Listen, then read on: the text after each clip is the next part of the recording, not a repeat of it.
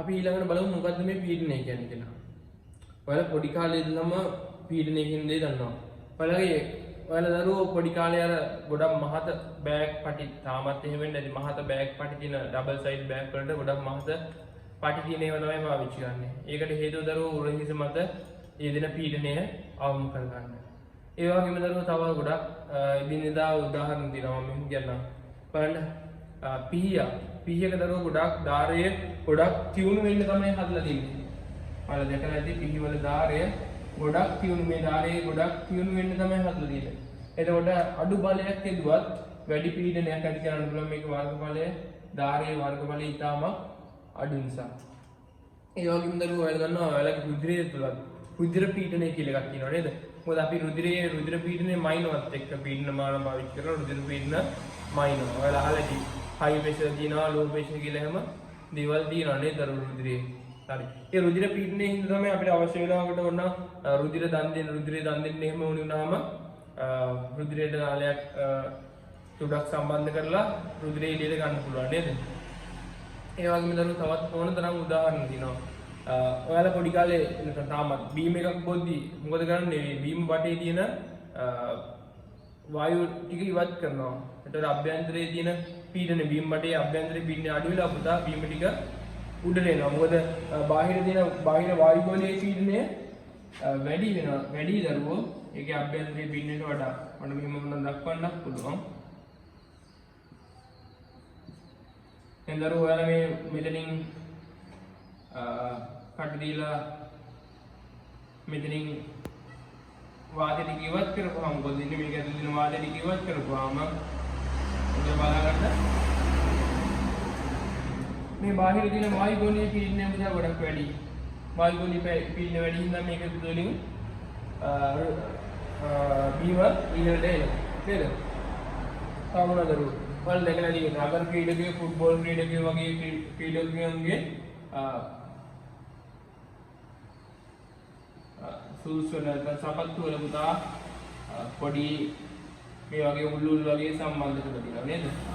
එතකොට මේකේ යට හරස් කරන වර්ගඵලය ගොඩක් අඩු වෙන දරුවෝ පොළොව තුලට යම් මට්ටමකට ගිලිලා එයාලට වැඩි බලයක් වැඩි වේගයක් ගන්න ලේසියෙන්ම වේගයක් ගන්න ආසයෙන් ගමන් කරන්න පුළුවන් වුණා නේද?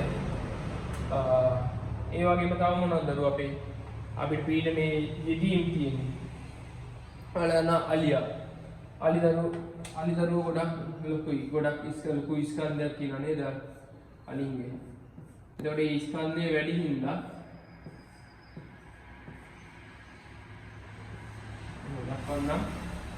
ස්කන්ධය වැඩි හින්දා පොළොවේ මෙයා අලියෙක් පොළොවේ ගමන් කරද්දී පොළොවට එරෙන්න පුළුවන්. ඒ එරෙන එක අවම කරගන්න අලියෙක් පතුල් ඔටෝමැටිකලිම ස්වභාවිකවම දරුවෝ ගොඩක් විශාලත්වයකින් නැත්නම් පතුලේ වර්ගඵලය ගොඩක් ලොකුවට තමයි හැදිලා තියෙන්නේ. ඔය වගේ තව ඕන තරම් අපිට උදාහරණ දෙන්න පුළුවන් පීඩනයේ සම්බන්ධව. පීඩනයේ එදිනෙදා යෙදෙන අවස්ථා. ඔයාලා දැකලා හිම මත ගමන් කරන හිම තරග ක්‍රීඩා යොදන අයගේ දෙයිදා ඉස්සලා යන අයගේ දරුවෝ ඒ වගේ ලොකු ලී පතුරු දෙකක් මත තමයි ඒක මේ හිම පීඩා වේදන මිනිස්සු ගමන් කරන ලොකු ලී පතුරු දෙකක් මත නැත්නම් මේ හිම තුළට එරෙන්න පුළුවන් හින්දා එතනදී වර්ගඵලය වැඩි කරලා තියෙනවා මේ පතුලේ නේද? ඔයාලා දැකලා ඇති තවත් ඕන තරම් ওই විදිහට පීඩනයේ උදාහරණ ඔයාලට දිනදා ජීවිතයේදී හම්බ වෙන දේවල් දෙන්න පුළුවන්. පැහැදිලිද? දැන් දරුවෝ මට මෙහෙම කියන්න පුළුවන් පීඩනයේ මම අර්ථ දැක්වීම දෙන්නම්. පීඩනය කියන්නේ ඒකක වර්ගඵලයක් මත ඊට ලම්බ වේදන බලය. පීඩනය කියන්නේ ඒකක වර්ගඵලයක් මත ඊට ලම්බ වේදන බලය. හරි?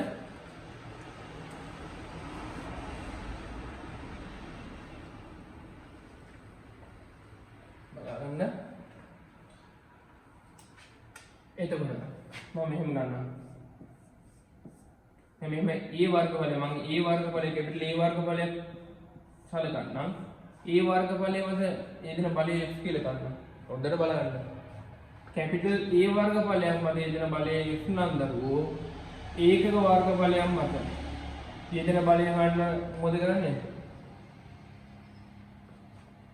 ඒකක වර්ගඵලයක් මත යෙදෙන බලය හොයන්න මොකද කරන්නේ දරුවෝ? F බෙදීම A කියලා ගන්න පුළුවන්. එහෙනම් මේකට තමයි පීඩනය කියන්නේ නේද? පීඩනය අර දැක්කේ මෙහෙම. ඒකක වර්ගඵලය මත ඊට අභිලම්බව යෙදෙන බලය. හරි. එහෙනම් මම මෙහෙම කියන්න පුළුවන් සූත්‍රයක්. පීඩනය සමානයි බලය බෙදීම වර්ගඵලය. පීඩනය සමානයි බලය බෙදීම වර්ගඵලය. හරි. සූත්‍රය මෙහෙම කියන්න පුළුවන් P සමානයි F බෙදීම A කියලා පාවිච්චි කරනවා. P සමානයි F බෙදීම A. එතකොට මේ පීඩනයේ ඒකක බලන්න හොඳට බලන්න. පීඩනයේ ඒකක සම්මත ඒකක නම් දරුවෝ මේක දැන් බලය අපි නිව්ටන් වලින්ම ඉන්නේ වර්ග බලය වර්ග මීටර වලින්. බලය නිව්ටන් වර්ග බලය වර්ග මීටර තුලින්ම ඉන්නේ. ඒත් සම්මත ඒකක විදිහට ගන්න පුළුවන්. ඒකක විදිහට අපි පාවිච්චි කරනවා එක්ක නිව්ටන් වර්ග මීටරයට හෝ මේ පීඩනය ගැන විස්තර කරපු පුද්ගලයා පැස්කල් නිසා පුතා අපි කියනවා මේ පැස්කල් කියලා යොදනවා පීඩනයේ capital P simple A Pascal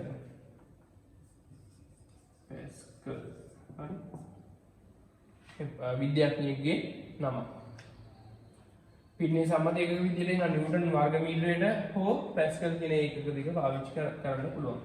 තවත් වෙනත් ඒකක ගොඩාක් තියෙනවා දරුවෝ. බලන්න මේවා මම දක්වන්න සමහරට MCQ එකකට එහෙම අහන්න පුළුවන්. පීඩනයේ වෙනත් ඒකක. හොඳට බලන්න. පීඩනයේ වෙනත් ඒකක. ඔයාලා දන්නවද අපි මේ රසදිය සෙන්ටිමීටර නේද? cmHg රසදිය සෙන්ටිමීටර. රසදිය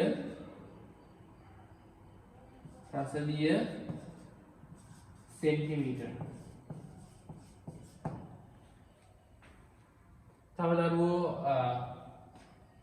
මේව නම් කන්වර්ට් කරන්න මම ඒ කියන්නේ පරිවර්තනය කරනවා කොහොමද පැස්කල් වලට ඉස්සරහට එනවා රසදිය මිලිමීටර කියලා ගන්නත් පුළුවන් mmHg. හරි. මේවා කොහොමද පරිවර්තනයන් අපි සිදු කරනවා දරුවෝ ඉස්සරහ. පාඩම ඉස්සරහදී මේ වගේ පරිවර්තනය සිදු කරනවා. තව මොනවද වෙනත් ඒකක විදිහට තියෙන්නේ? PSI කියලා එකක් තියෙනවා. PSI වල ඒකදී හුලම් පොම්ප වල හුලම් ගන්න හුලම් පොම්ප වල එහෙම මේක සලකුණු කරලා තියෙනවා. මේ PSI කියන්නේ දරුවෝ pounds per square inch කියන්නේ. pounds per square inch කියන්නේ. කියන්නේ වර්ග අංගලකට රාත්තක්. වර්ග අංගලකට රාත්තක්. වර්ග අංගලකට රාත්තල් කියන එක. හරි. දරුවෝ එකයි PSI සමාන වෙනවා. එකයි PSI කියන එක සමාන වෙනවා. PSI එකක් සමාන වෙනවා 6.89 කිලෝ පැස්කල්. හරි 6.89 කිලෝ පැස්කල්. නිකමට දැනගෙන ඉන්න දරුවෝ පීඩනයේ මනින්න ඒක කියලා. තව ඔයාලා දන්නවා ATM කියලා නේ. එකයි ATM කියන්නේ පුතා ඇටමොස්ෆියරික් ප්‍රෙෂර් කියන්නේ නැත්නම් වායු ගෝලීය පීඩනය කියන්නේ. නේද? වායු ගෝලීය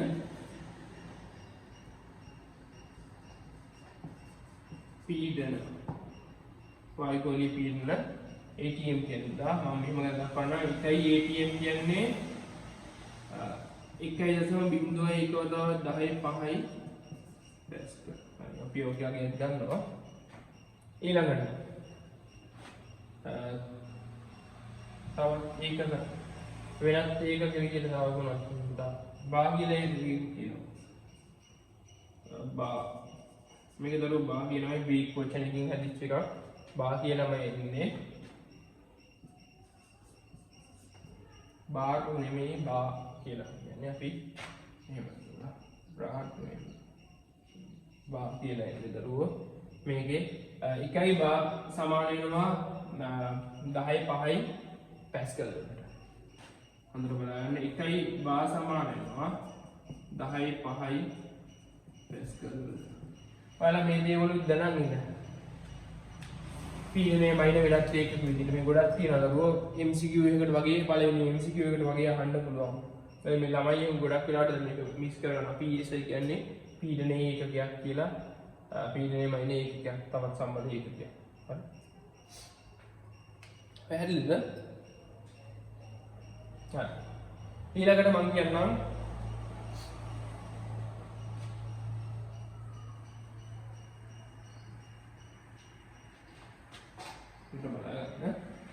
ඔයාලා මේ දේවල් සටහන් කරගන්න.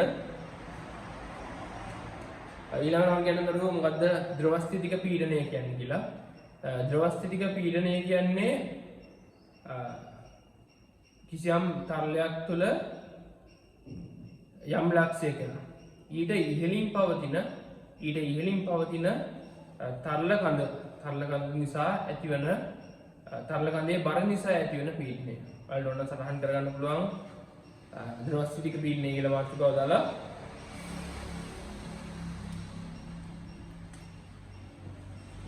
ද්‍රවස්ථිතික පීඩනය කිසියම් ද්‍රව කඳක යම් ලක්ෂයක ඊට ඉහළින් ඇති තරල කඳේ නැත්නම් කිසියම් තරලයක යම් ලක්ෂයක ඊට ඉහළින් ඇති තරල කඳේ බර නිසා එම ලක්ෂයේ ඇතිවන පීඩනය ද්‍රවස්ථිතික පීඩනය ලෙස හැඳින්වෙනවා. මට මෙහෙම ඔප්පු කිරීමක් කරන්න පුළුවන් ද්‍රවස්ථිතික පීඩනයට. බලන්න. අපි දන්නවා මෙහෙම යම් තරලයක් සලකමු මේ විදියට වායුගෝලීය පීඩනයක් ගැන හිතන්න ඕනේ මේ අවස්ථාවේදී. අපි තරලයෙන් ඇදෙන පීඩනය විතරක් ගමු. මම මේ තරලයක් තුල මේ විදිහ යම් තරලයක් තුල තරලය අපි මෙතන දක්වන්න තරලය තුල යම් ලක්ෂයක් තමයි තියෙන්නේ. හොඳට බලා ගන්න.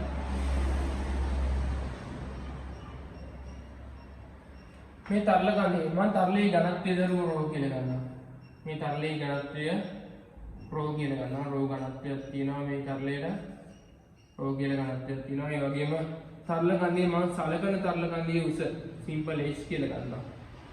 මම සලකන තරල කඳේ උස සිම්පල් h කියලා ගන්නවා. ඒ වගේම මේ සලකන ලද මාර්ග බලය a කියලා ගන්නවා. මම මේ ද්‍රවස්ථිතික පීඩනය සඳහා සමීකරණයක් ගන්න නැත්නම් සූත්‍රයක් ගොඩනගන්න තමයි උත්සාහ කරන්නේ. මම තරලයක් තුල පුතා යම් මනක් කල්පිත මේ වගේ සිලින්ඩරාකාර කොටසක් සැලකුවා. මේ කොටස සලකලා මීට ඉහළින් තියෙන ද්‍රව කඳේ ඇති වෙන පීඩනය මේ ඇතර මේ ද්‍රව කඳේ බර නිසා මේ වර්ගඵලය මත තියෙන පීඩනය තමයි ද්‍රවස්ථිතික පීඩනය කියන්නේ. හරි? දැන් අපිට මෙහෙම ගන්න පුළුවන්. හොඳට බලන්න. මෙහෙම ගන්න පුළුවන්. මේ තරල කඳේ බර මේ සිලින්ඩරාකාර කොටසේ බර ගන්න පුළුවන් පුතා මට මෙහෙම. ඉතින් අපි ස්කන්ධය ගමු.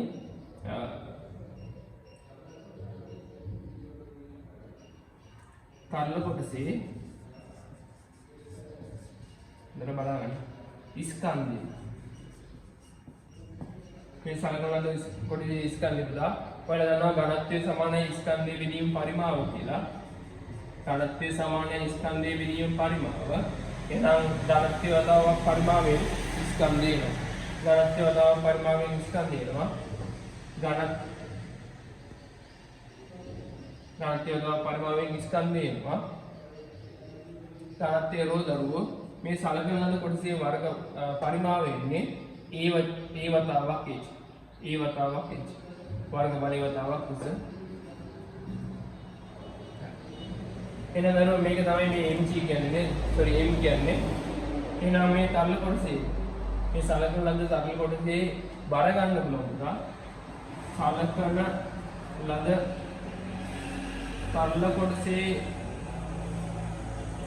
බර ගන්න පුළුවන් මේ ස්කන්ධය කියන එක නම් ගුරුත්වාකර්ෂණයෙන් වැඩි කරලා මම මෙහෙම ගන්නවා AH rho වතාව මේක තමයි කැපිටල් mg කියලා AH rho g හරි එහෙනම් බුදා මේ බර වගින්න තියෙන පීඩනය මේ පහළ මම මෙහෙම ලක්ෂ්‍යස්තර ගන්නවා මේ කොටසේ මේ පහළ දෘෂ්ටිය මත දෙන පීඩනය මට ගන්න පුළුවන් ලම්බ වගේ පීඩනය පීඩනය සමානයි බුදා බලය බෙදීම මාර්ගඵලය නම් P සමානයි F බෙදීම A කියලා සූත්‍රයක් ඔයාලා දන්නවා කලින් කියලා දුන්නා හොඳට බලන්න P සමාන වෙනවා F වෙනුවට දාන්න පුළුවන් පුතා මෙන්න මේ ස්ථානයේ ඉහළින් තියෙන තරල කඳේ බර AH rho g බෙදීම වර්ගඵලය A capital A capital A capital A වෙනවා එහෙනම් ද්‍රව ස්ථිතික පීඩනය සමාන වෙනවා H rho g ද්‍රව ස්ථිතික පීඩනය සමාන වෙනවා H rho g හොඳට බලන්න ඒ කියන්නේ ද්‍රව ස්ථිතික පීඩනය සමාන වෙනවා ඊට ඉහළින් තියෙන තරල කඳේ උස තරලයේ ඝනත්වයේ වතාවක් ඒ ස්ථානයේ ගුරුත්වාකර්ෂණය ඒ ස්ථානයේ ගුරුත්වාකර්ෂණය මේ තුනේ ගුණිතයෙන් එනවා දරුවෝ ද්‍රව ස්ථිතික පීඩනය පැහැදිලිද හරි අපිට මෙහෙම දෙයක් කරන්න පුළුවන් හොඳට බලන්න දරුවෝ අපි මේ තාමත් මම මෙතන වායු ගොලී පින්නක් තියනවා කියලා සැලකුවේ නැහැ ද්‍රව ස්ථිතික පීඩනය H සමග මොකද වෙන්නේ කියලා බලන්න ඕන පුතා. ඇත්තටම මේ දෙක අනුලෝම සමානුපාතිකයි P කියන එක නා H බලන්න ඕන. ඒ කියන්නේ එන H වැඩි වෙද්දි P වැඩි වෙනෝනේ. මම මෙහෙම දක්වන්න. P සමානයි හොඳට බලන්න P සමානයි rho g වතාව H කියලා ලියන්න පුළුවන් නේද? rho g වතාව H කියලා ලියන්න පුළුවන්.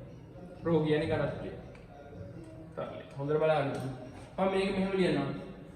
මෙයා y අක්ෂයට ගන්නම් මේක අනුක්‍රමණය වගේ මේක x අක්ෂයට ගන්නවා එහෙනම් දරුවෝ p කියන එක නා h එක විචලනය වෙන්නේ y සමානයි mx ආකාරයට අපිට ප්‍රස්ථාරයක් අඳින්න පුළුවන් මොකද්ද ප්‍රස්ථාරයේ ගැඹුර සමග නැත්නම් h සමග p දැන් එදිරිව p ප්‍රස්ථාරයේ h එදිරිව P ප්‍රස්ථාරය H එදිරිව P ප්‍රස්ථාරය අනින්න පුළුවන් පුතා බලන්න ඕන මේ පැත්තට H x අක්ෂයට මේ පැත්තට P පීඩනයේ පැස්කල් වලින් එනවා දුව H කියන එක නා මීටර වලින් එනවා මේක y සමානයි mx ආකාරයට මේ ප්‍රස්ථාරය අනුක්‍රමණයෙන් එන්නේ ρ වතාව g කියන එක මේ ප්‍රස්ථාරය අනුක්‍රමණයෙන් එන්නේ ρ වතාව g කියන එක හොඳට බලන්න ρ වතාව g ඒ වගේ මේ ද්‍රව ස්ථිතික පීඩනය ගැන මෙහෙම කියන්න පුළුවන්. මෙතනින් කියන්න පුළුවන් පුතා ගැඹුර පළවෙනි කරුණ තමයි ගැඹුර වැඩි වෙන විට ද්‍රව ස්ථිතික පීඩනය වැඩි වෙයි කියලා කියනවා. ගැඹුර වැඩි වෙන විට ද්‍රව ස්ථිතික පීඩනය වැඩි වෙයි කියලා. දෙවෙනි කරුණ විදිහට ලියන්න. නිශ්චල සමජාතීය තරලයක මේ වගේ මෙතනයි ගන්න පුළුවන් නිශ්චල සමජාතීය තරලයක මම මේක x කියන්නම් මේ ලක්ෂය y කියන්නම් එකම තිරස් මට්ටමේ පීඩන සමානයි නිශ්චල සමජාතීය තරලයක එකම තිරස් මට්ටමේ පීඩන සමානයි තුන්වෙනි කරුණ විදිහට ලියා ගන්න යම් ලක්ෂයකදී ඇති කරනු ලබන ද්‍රව ස්ථිතික පීඩනය සෑම දිශාවකටම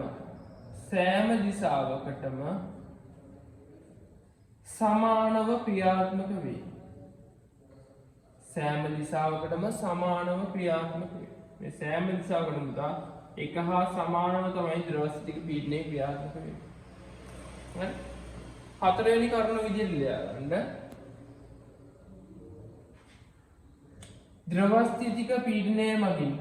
ද්‍රව ස්ථිතික පීඩනය මගින් යෙදෙන බලය යම් පෘෂ්ඨයක් මත යෙදෙන බලය ද්‍රව ස්ථිතික පීඩනය මගින් යම් පෘෂ්ඨයක් මත යෙදෙන බලය ඒ පෘෂ්ඨයට ලම්බව ක්‍රියාත්මක වේ මෙතන පුතා මේ පෘෂ්ඨයට ලම්බව තමයි මේ බල ක්‍රියාත්මක වෙන්නේ. එතන බලය එම පෘෂ්ඨයට ලම්බව ක්‍රියාත්මක වෙන්නේ. හරි? පස්වෙනි එක විදිහට ලියා ගන්න මේ බඳුනේ ස්වභාවය මත.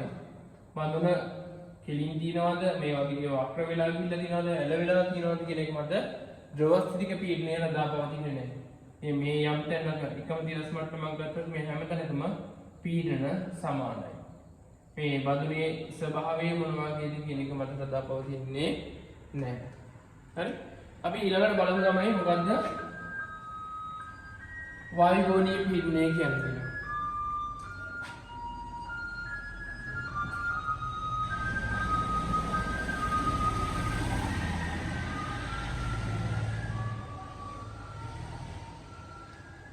බලන්න තමයි අපේ පෘථිවිය මෙහෙම තියෙනවා නම් මේ පෘථිවිය වටේට ඇති වායුගෝලීය මගින් පෘථිවිය වටේට ඇති වායුගෝලීය මගින් පෘථිවිය මත ඇති කරන ලබන පෘථිවිය ගුරුත්වාකර්ෂණය නිසා මේ වායුගෝලීය කියන්නේ යම් ස්කන්ධයක් ලැබෙනවා. වාතයක යම් ස්කන්ධයක් තියෙනවා. ඒ වායුගෝලීය මගින් පෘථිවි පෘෂ්ඨය මත ඇති කරන ලබන තෙරපුම මේ පීඩනය තෙරපුම පෘථිවි පෘෂ්ඨය මත ඇති කරන ලබන පීඩනයට කියනවා අපි වායුගෝලීය පීඩනය කියලා. වායුගෝලීය පීඩනය මෙන්න මෙහෙම අපිට ලේසියෙන් ගන්න පුළුවන් පුතා. මේ වගේ නලයක් තුළට සම්පූර්ණයෙන්ම රසදිය පුරවලා මුහුදු මට්ටමේදී හරි නැත්නම් මුහුදු මට්ටමේදී අපි කියමුකෝ මුහුදු මට්ටමේදී වායුගෝලීය පීඩනය මට හොයා ගන්න ඕනේ. මම මේ වගේ නලයක් තුළට රසදිය පුරවනවා. පුරවලා ඉවරලා පුතා මේ නලිය මම ගෙනින්න දානවා මෙන්න මේ වගේ දෙයක්. බලන්න හොඳට බලන්න. මේ වගේ තවත් රසදිය පුරපු වාදනයකට මේක අනිත් පැත්ත හරවලා මෙහෙම තියනවා සිරස්ස. එතකොට මේ නලයේ තියෙන පුතා රසදිය ටික පහළට යනවා යම් ප්‍රමාණයක් පහළට යනවා. මේ බාහිර වායුගෝලීය පීඩනය අපි මම P නෝට් කියනවා අපි සංකේතවත් කරනවා වායුගෝලීය පීඩනය P නෝට් 4 5 මේ සංකේත දෙකෙන් පුතා වායුගෝලීය පීඩනය අපි දක්වනවා. මම P නෝට් කියනවා මෙතනදී මේ වායුගෝලීය පීඩනයේ තෙරපුම නිසා මේක මේ රසදියට යම් උසකදී නතර වෙනවා. ඒ නතර වෙන උස අපිට ගන්න පුළුවන්. අතන මඩ ගන්න පුළුවන් පුතා. මේ උස මැන්නොත් එහෙම මේ වැද දක්වන්න මේ උස මැන්නොත් එහෙම එනවා 76 සෙන්ටිමීටර. මීට උඩින් පුතා කිසිවක් නැහැ. මොකද මෙතන සම්පූර්ණයෙන් රසදිය පිටලා තිබේ පිටිච්ච රසදිය ටික තමයි පහළට ගියේ. උඩ තියෙන ඇත්තටම රික්තයක් දරුවෝ. රික්තය තමයි උඩ තියෙන්නේ. හරි? රික්තයක් උඩ ඉතල වෙන්නේ. එහෙනම් මේ වායුගෝලීය පීඩනය අපිට ගන්න පුළුවන් P නෝට් කියන එක කියලා සමාන කරන්න පුළුවන් පුතා මෙන්න මෙතන ද්‍රව මට්ටමේ පීඩනයට. ද්‍රව ස්ථිතික පීඩනයට මේ රසදිය ගන්න මගින් නැති වෙන ද්‍රව ස්ථිතික පීඩනයට. ඔයාලට කලින් අපි සූත්‍රයක් ගත්තා දරුවෝ ද්‍රව ස්ථිතික පීඩනය සමාන H/G කියලා. මේ ද්‍රව කණයෙන් ඇති වෙන පීඩනය. මම මේව දාන්නම් P නෝට් සමානයි ද්‍රව කණයේ උස 76 සෙන්ටිමීටර. මම මීටර වලින් දාන්නම් එතකොට 0.76. රසදිය වල ඝනත්වය පුතා රසදිය වල ඝනත්වය වලට සාමාන්‍යයෙන් දක්වන්නේ දලාගයක් ඇත්තටම 13600යි කිලෝග්‍රෑම් ඝන මීටරයට කියලා. සාමාන්‍ය කාමර උෂ්ණත්වයේදී මේක ඇත්තා කියන පුතා මේ දලාගයක් ඇත්තටම ආසන්නාගයක් 13546ක් වගේ වෙනවා.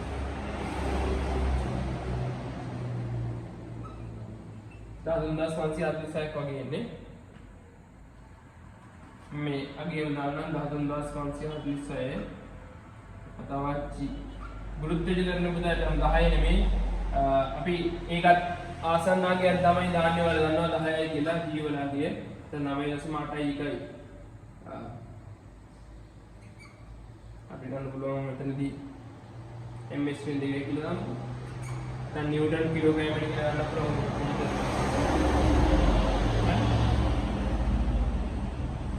මේව දාන්න නිව්ටන් කිලෝග්‍රෑම් එකට කියලා දාන්න බලමු. ඒක 9.8.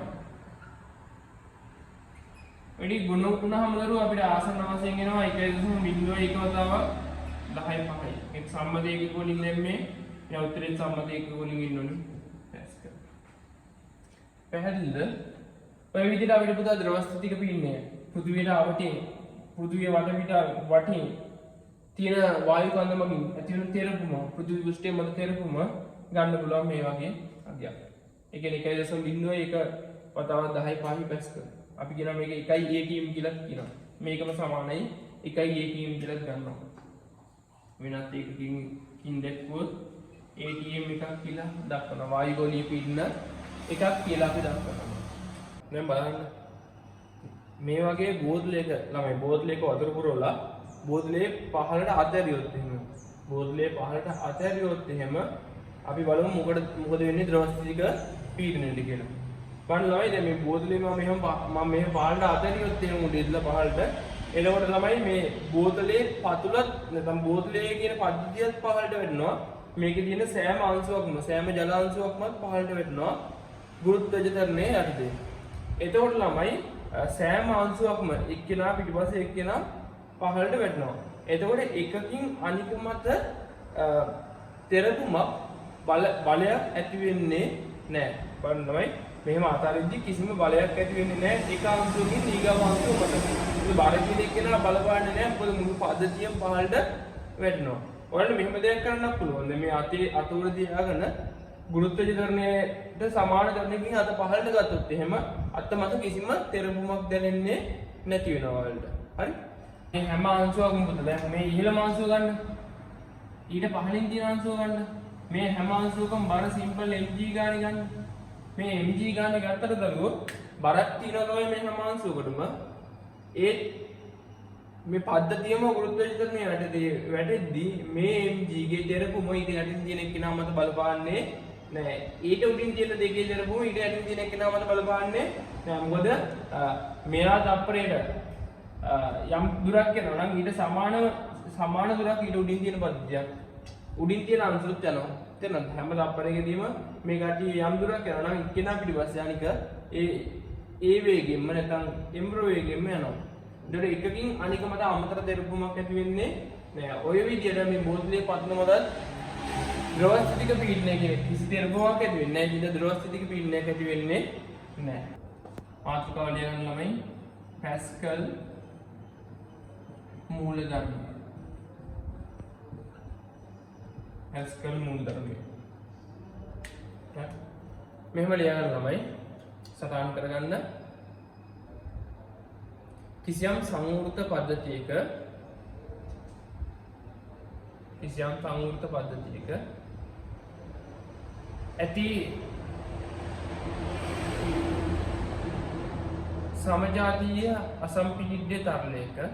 ඇති සමජාතීය අසම්පීඩ්‍ය තරණයක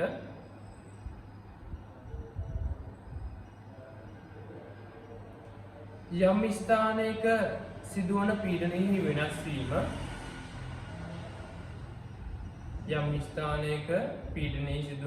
වීම තරලයේ ඇති සෑම ස්ථානයකටම එක හා සමානව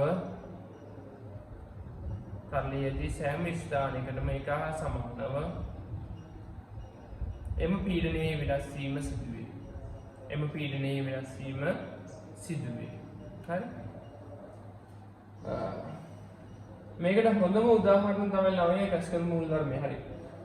මම ඔයාලට පොඩි කාලේ මේ දේවල් කියලා දෙනවා. මේ වගේ. මම එක උදාහරණයක් ගන්නම්. පොඩි කාලේ shopping ඔයාලගේ විද්‍යාව පාඩමෙන් චුටි කාලේ කියලා දෙනවා ළමයි shopping bag එකකට වතුර පුරවලා මේ තනින් මේක කිල් විද්දොත් එහෙම මේ හැම තැනකින්ම එකම විද්‍යාව නැත්නම් එකම පීඩනයකින් තමයි අපි මේක උඩින් තරපුවොත් මේ shopping එකක් දාලා ජලය පුරලා උඩින් තරපුවොත් එහෙම හැම තැනකින්ම එකම පීඩනයකින් මේ පීඩනයේ පීඩනය එකම විදිහට බලපානවා කියලා ඔයාලට පොඩි කාලේ කියලා දෙනවා නේද? ජලය ඉවතට යනවා. ජලය තමයි පුරලා පැහැදිලිද? ඕක එක පොඩි උදාහරණයක් වල පොඩි කාලේ ඔයාලගේ විද්‍යාපන්තියේදී විද්‍යා පාඩමේදී උගන්වනවා. හරි. තවත් හොඳ උදාහරණයක් තමයි මේකට දෙන පැස්කල් මූලධර්මය. හැමතැනකම එකම විදියට පීඩනයේ වෙනස් වීම සිදු වෙනවා. සේවා ස්ථානවල අපි කියන්නේ සර්විස් ස්ටේෂන් කියලා. සර්විස් ස්ටේෂන් වල තියෙන ද්‍රව ජැක්කුව කියන එක. ද්‍රව ජැක්කුව කියන එක බලන්න මේ වගේ. ඒකෙදිත් අපි සංවෘත පද්ධතිය තමයි පාවිච්චි කරන්නේ. කිසියම් සංවෘත පද්ධතියක් පාවිච්චි කරන්නේ මේක ඇතුළට යම් ද්‍රවයක් දාලා තියෙනවා. ද්‍රවය කිසියම් ද්‍රවයක් මේකට දාලා තියෙනවා. අපි එක පැත්තකින් යම් කරපුවා පොඩි බලයක් යොදනවා. පොඩි බලයක් යොදනවා යම් තරකින් මෙතන යෙදෙන බලය මම F1 කියලා ගන්නවා. ඒ බලයෙන් මේ හරිය යම් තරක පීඩනය වෙනස් වෙනවා. පීඩනයක් P1 කියලා ගන්නවා. හොඳට බලගන්න.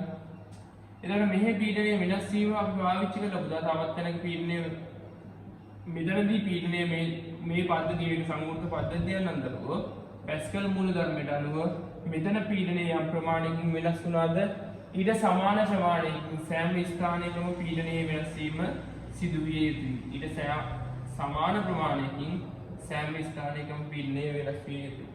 එහෙනම් මෙතනින් සිදුවන පීඩනයේ වෙනස් වීම මේ පැත්තට දැනෙනවා. මෙතන පීඩනය P2 කියමු. එතනම P1 සහ P2 කියන දෙන්න සමාන වෙන්න ඕනේ. ඒ P1 සහ P2 කියන දෙන්න සමාන වෙන්න ඕනේ. හොඳට බලගන්න. මෙතනින් අපි හිතමු උඩට යම් බලයක් යදනවා F2 කියලා. මේ F2 කියන බලය ඇත්තටම අපි පාවිච්චි කරන දරුවෝ මොකක් හරි වාහනයක් උඩට උසවන්න මොකක් හරි වාහනයක් වගේ එකක් මේකට සම්බන්ධ කරලා උඩට උසවන්න අපි පාවිච්චි කරනවා මේ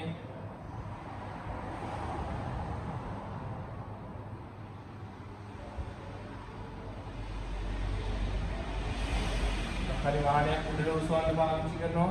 මම හිතන්නම් මේ කොටසේ වර්ගඵලය මේ කොටසේ වර්ගඵලය A1 කියලා. මේ කොටසේ වර්ගඵලය මම හිතන්නම් A2 කියලා. පැස්කල් මූලධර්මයට අනුව මෙතනදී සිදුවන පීඩනයේ වෙනස් වීම සෑම මේ සංවෘත පද්ධතියේ සමජාතීය තලයට අසම්පීඩ්‍යයි. අසම්පීඩ්‍යය කියන්නේ පීඩනයකට ලක් කරපුවාම එයාගේ පරිමාව වෙනස් වෙන්නේ නැත්තම්. පීඩනයකට ලක් කරාම ඒ ද්‍රවයේ තලයේ පරිමාව වෙනස් වෙන්නේ නැත්තම් අපි කියනවා අසම්පීඩ්‍යයි කියලා. හරි බලන්න. එතකොට අපිට මෙහෙම ලියන්න පුළුවන් ළමයි. හොඳට බලන්න. P1 සමානයි P2. පැස්කල් මූලධර්මයට අනුව මෙතන පීඩනයේ වෙනස් වීම එකම විදිහට තමයි සිදු වෙන්නේ. P1 වෙනකොට මෙතන පීඩනය වෙනකොට දරුවා අපිට ලියන්න පුළුවන් පීඩනය සමානයි බලය බෙදීම වර්ගඵලය. ඒ කියන්නේ F1 බෙදීම A1 ඒක සමාන වෙන්න ඕනි. මෙතන පීඩනය වෙනකොට ලියන්න පුළුවන් F2 බෙදීම A2 කියලා. මේක මේ පැත්තට දාන්න තමයි. F1 සමානයි නෑ. මම F2 ගන්නම් දරුවෝ. මේ පද්ධතියෙන් F2 ගන්නම්. F2 ගන්න නම් A1 මේ පැත්තට දාන්න ඕනේ. හරස් ගුණිතයක් දාන්න ඕනේ. මම ඉතින් මේකේ F2 එක වාරම ලියන්නම්. A2 ගෙන් ගුණ කරලා. ඒ කියන්නේ A2 වතාවක් A2 බෙදීම A1 වතාවක් F1 නේ. මේ පැත්තට හරස් ගුණිතයක් දැම්මම මෙතන හරස් ගුණිතය දැම්මම A1 බෙදීම A2 වතාවක් F1 තමයි F2 කියන්නේ. පැහැදිලිද? සාමාන්‍යයෙන් අපිට මේ වගේ පාවිච්චි කරන්න පුළුවන්. හොඳට බලා ගන්න. අපි මම නිකමන උදාහරණයක් වශයෙන් ගන්නම්. මෙන්න මෙහෙම පොඩි උදාහරණයක් වශයෙන් ඔයාලට පෙන්වන්න දරුවෝ මෙතනදී උදාහරණයක් විදිහට මෙහෙම ගන්නම්. A2 කියලා ගන්නම්. මේකේ වර්ගඵලය මම ගන්නම් 10 වර්ග සෙන්ටිමීටර කියලා. එක මේකක හින්දා කැපිලා යන හොඳයි යටයි. මේකේ වර්ගඵලය ගන්නම් 1 වර්ග සෙන්ටිමීටර කියලා. මේ පැත්තෙන් යොදපු F1 බලය මම ගන්නම් 100 නිව්ටන් කියලා. F1 කියන්නේ 100 නිව්ටන්.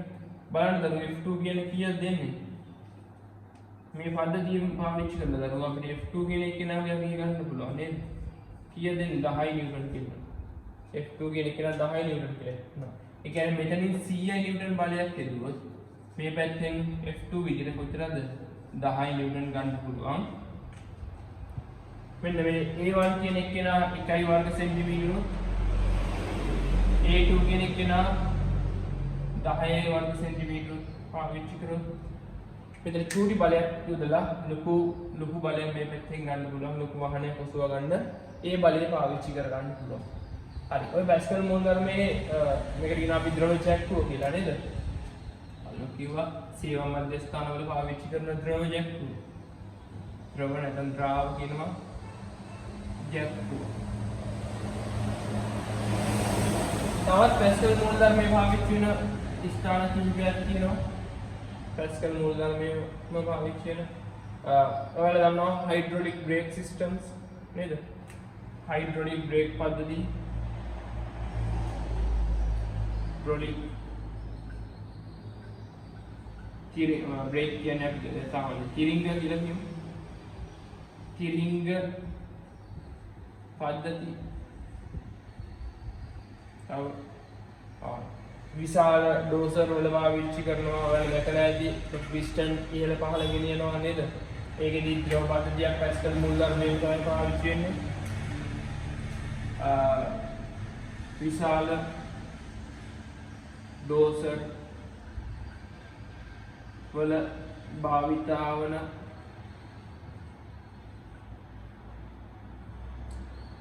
ඒවට කියන බල අපිට ද්‍රව ජැක්කු කියලා.